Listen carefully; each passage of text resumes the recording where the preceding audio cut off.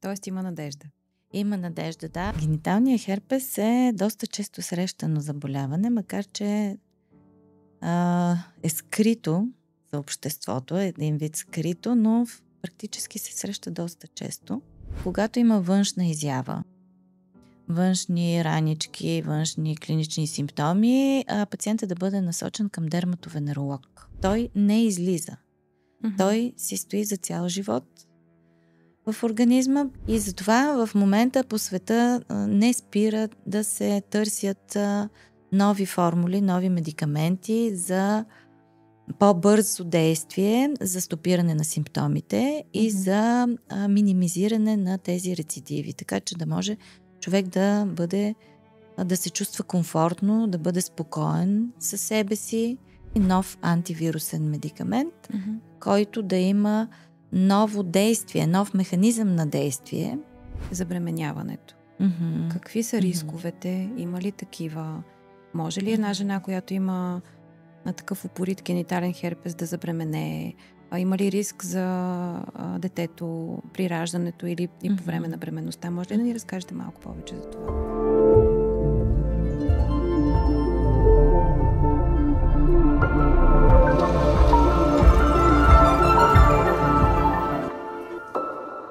Здравейте, драги зрители! Днес на гости ни е доктор Виолета Нанкова, дерматовенеролог, и с нея ще си говорим за заболяването генитален херпес. Здравейте, доктор. Здравейте, много се радвам, че съм тук при вас. Аз също. Какво да започнем? Да започнем с основните неща. Може ли да ни разкажете какво представлява гениталния херпес като заболяване? Гениталният херпес е доста често срещано заболяване, макар че е скрито за обществото, е един вид скрито, но практически се среща доста често. Заразяването става по полов път и симптомите, първите клинични симптоми на първоначално заразяване могат да бъдат остри, могат да бъдат и хронични, така по-леко протичащи. Острите симптоми са когато остро настъпи поява на множество ранички в тази област, болезнени, с мехурчета, пълни с бистра течност и на зачервена основа остър възпалителен процес. Болезнени, подути. И тогава повечето пациенти търсят личен лекар. Не се разпознава инфекцията първоначално, това защото са множество мехурчетата. И в последствие вече, когато се появи втори и трети път, тогава вече може да се локализира в една единствена точка, в една единствена лезия, която представлява раничка, като розичка, покрита с много мехурчета, също болезнена или сърбяща. И заразяването обикновено става в младежка възраст, по-млада възраст, и когато започват половите контакти. Да. Като го наричаме генитален херпес, очакваната локация на тези ранички само в пряката генитална област ли може да бъде или може да бъде на друго място по тялото? Може да бъде и на друго място по тялото. По правило, клинично правило, от кръста надолу, когато има ранички, се води генитален херпес тип 2, а от кръста нагоре се води херпес тип 1. Добре. Всъщност как може пациента да разбере кой тип генитален херпес има? И всъщност вие казвате, че трудно се разпознава в началото. Пациентите се обръщат към личния си лекар, но нека да бъдем малко по-конкретни към кой специалист би трябвало да бъде насочен пациента и какви изследвания би следвало да бъдат направени, за да се установи диагнозата. Да, значи най-добре е, когато има външна изява, външни ранички, външни клинични симптоми, пациентът да бъде насочен към дерматовенеролог. И основните изследвания са два типа. Едното изследване е директно взимане на проба с тампон от съществуваща раничка, от секрета на съществуващата раничка. PCR изследване се нарича това. И вторият тип изследване е кръвно изследване с антитела. Изследват се антитела в кръвта към съответния херпесен вирус. Да. Изследването, което се извършва с тампон, така наречения PCR тест, то се извършва от кого? От дерматовенеролога, от лекаря. Дерматовенеролог. Добре.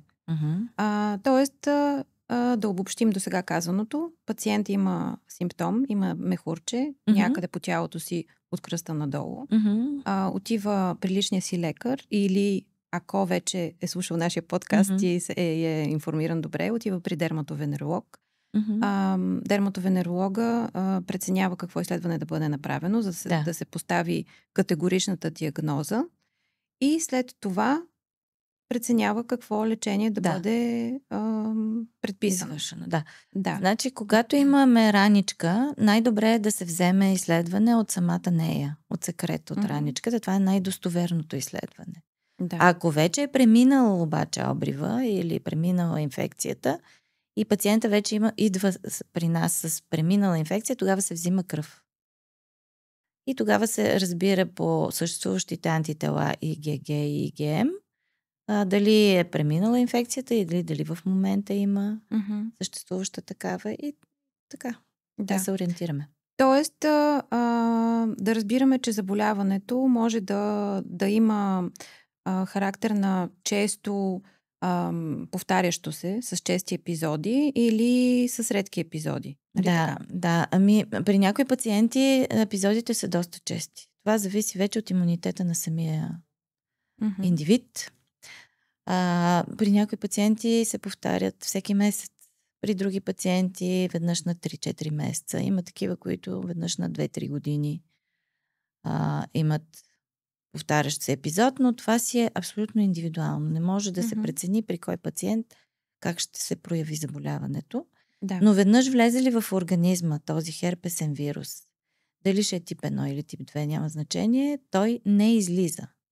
Той си стои за цял живот в организма и при определени ситуации, спад на имунитета, стресови ситуации, дори след изгаряне, слънчеви изгаряния на морето, може да се прояви отново, събужда се и тръгва, той е невротропен вирус, тръгва по хода на нервните окончания, най-близките нервни окончания и се проявява върху кожата. И то на едно и също място. Или в диаметър около 5 см на едно и също място се появява тук, там. По това може да го различим и да го в клиничната картина. Да сме сигурни това да ни насочи, че е херпес, а не нещо друго. Херпеса, който излиза на устните, той може ли да бъде причинител и на генитален херпес? Каква е връзката между двата вида херпес? Как може ли единият да премине в другия вид? И въобще, може ли да ни разкажете малко повече за това? Не може единия да мине в друг. Тоест херпес 1 и херпес 2 са два отделни различни вирусни индивида. Но може да се локализират на различни места. Тоест при контакт, предаването на херпесния вирус е при контакт кожа в кожа. Директен контакт кожа в кожа. Най-лесно така се предава и може да се предаде и с целувка. Когато съществува върху устните, може да отиде и по гениталиите. Да.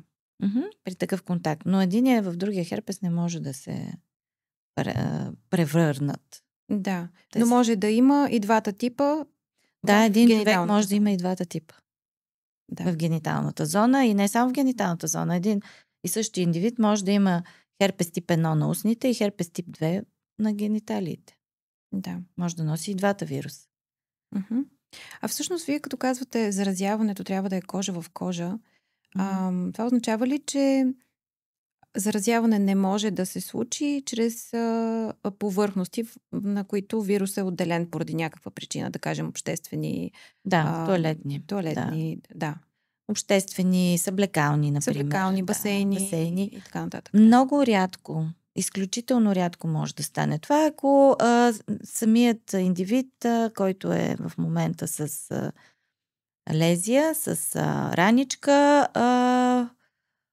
отделя секрет върху съответната повърхност и след това друг индивид веднага след това може да се допре до същата повърхност и ако има нараняване на кожата, тогава може да настъпи заразяване. Ако обаче кожата е здрава, интактна на другия човек, много рядко настъпва заразяване. Рядко. Да. Но е възможно. Принципно е възможно, но много, много нисък процент.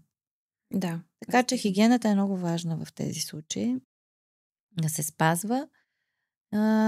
Този, който в момента има херпес, да не го разпространява по повърхности, да няма контакт с други хора, личен, директен, за да се намали риска от заразяване и на други хора.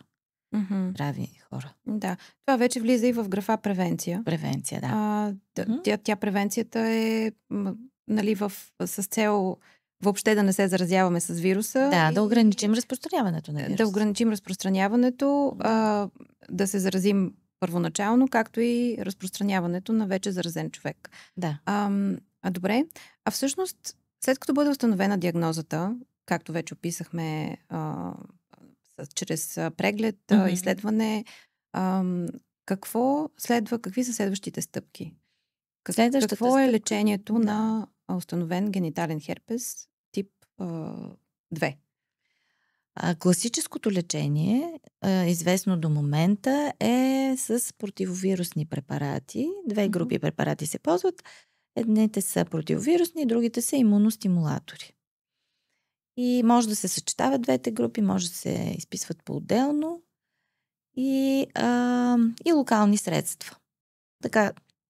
Така антивирусните препарати се делят на таблетки за пиене през устата и кремове за мазане, локални средства. Също така имуностимулантите са две групи.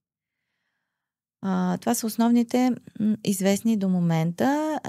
Правят се обаче, тъй като е много голям проблем от рецидивите. Хронично рецидивиращо протичат това заболяване и пациентите, когато са с рецидив, са много притеснени, много така трудно им е, някои от тях трудно се социализират, трудно работят, трудно се фокусират в работата си, в ежедневието си. Поради наличието на симптоми на рецидив, да. И това им пречи на личните контакти. Да.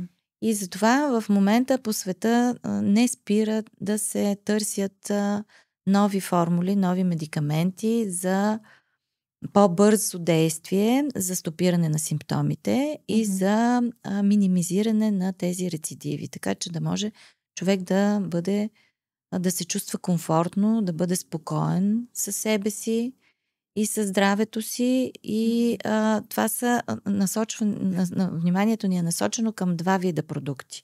Антивирусни, две групи лекарства. Едните са под формата пак на таблетки, другите са под формата на ваксини. Противохерпесни ваксини. И за наше щастие и в нашата страна тя е избрана в съчетание с други страни за тестване на точно такъв продукт под формата на таблетки, нов антивирусен медикамент, който да има ново действие, нов механизъм на действие. Това е чудесно. Една тема, която не засегнахме до момента, жените, които страдат от генитален херпес и забременяването. Какви са рисковете? Има ли такива? Може ли една жена, която има на такъв упорит генитален херпес, да забременее? Има ли риск за детето при раждането или и по време на бременността? Може ли да ни разкажете малко повече за това? Значи, съществуването на генитален херпес при жена е едно от основните показания за цезарово сечение. За раждане с цезарово сечение. По принцип, по време на бременността, ако жената има херпес, ако се изяви, той не е опасен за плода. Не преминава през плацентарната бариера вируса, така че не може да увреди самия плод по време на развитието на бременността. Но, ако съществува в момента на раждането, тогава вече има риск от заразяване от самите херпесни частици, които се намират в раничката, може по време на раждане, нормално раждане, да заразят самото бебе, самия плод, новороденото, и то да развие вирусен менингит или енцефалит, което е изключително сложно за лечение, тежко усложнение, има риск за живота на бебето. Затова задължително се казва, ако жената има херпес, на гинеколога, наблюдаващия гинеколог, раждането и бременността, и той предприема цезарово сечение, раждане чрез цезарово сечение. Това е задължително. Да. И е много важно наистина да се казва от пациентката. Тоест, може би дори е добре да се прави профилактично изследване на кръв, Да, антигенен да. тест, защото пациентката може и да не е била диагностицирана правилно, може, или просто да не е разбрала. Просто да не е разбрала, и такива генитален случаи съм херпес. имала, да. Имала съм. Ами хубаво би било, да се прави профилактично кръвно изследване Да. на антитела. Доктор Нанкова, беше ми изключително приятно. Мисля, че информацията, която ни дадохте, ще бъде полезна на всички пациенти и ваши колеги. Надявам се всичките иновативни терапии, за които споменахте, да достигнат успешни резултати, за да може да бъдат достъпни до пациентите в нужда и да има по-добро цялостно повлияване на това заболяване. Да, благодаря ви. Благодаря и аз. Исках само да кажа, ако се интересуват от нашата, след нашата среща, ако има заинтересовани пациенти, може да се свържат и за новите терапии, за съществуващи, въобще всякакви въпроси относно гениталния херпес и лечението му. Да. Може да се свържат с мен или с нас в нашия медицински център, и контактите ще бъдат отдадени по-долу в рубриката контакти. Да, по-долу. добре. Благодаря. Информация. Благодаря. И аз благодаря.